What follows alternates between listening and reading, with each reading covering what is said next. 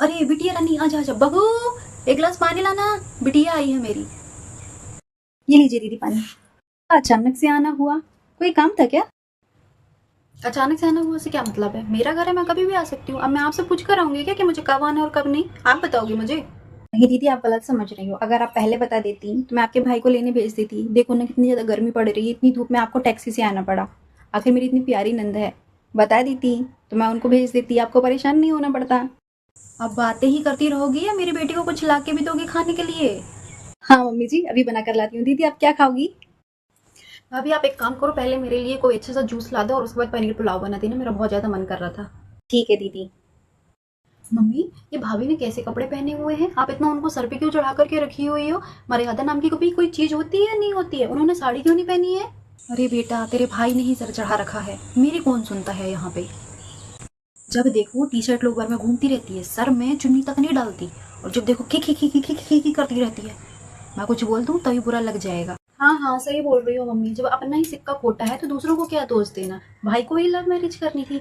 देखते नहीं हो इनके परिवार वाले कैसे हैं? ये हमारे परिवार के लायक ही नहीं थे। इतने छोटे परिवार से लड़की आई है मम्मी, जिसकी तरफ तो हम देखते भी नहीं थे। मेरी तो किस्मत ही फूट गई, ऐसी बहू मिली है मुझे। कोई संस्कार नाम की चीज ही नहीं है बहू में। दीदी ये आपका जूस। और अभी आप क्या बोल रही थी कि मैं कैसे कपड़े पहनती हूँ? तो दीदी, अगर आप इतनी ही संस्कारी हैं तो फिर आपने ये सूट क्यों पहना हुआ है? आप भी साड़ी पहनकर आ जाती। और मम्मी जी, आप क्या बोल रही थी कि मेरी बहू में संस्कार नहीं है? माँ जी, दिन रात आपकी सेवा करती हूँ, खुद पर भी ध्यान नहीं देती, उसके बाद भी आप मुझे ये सारी चीज़ें बोल रही हैं। सोचिए, क्या आपकी बेटी मेरी जगह होती तो क्या आप उसे भी ऐसे ही बोलती?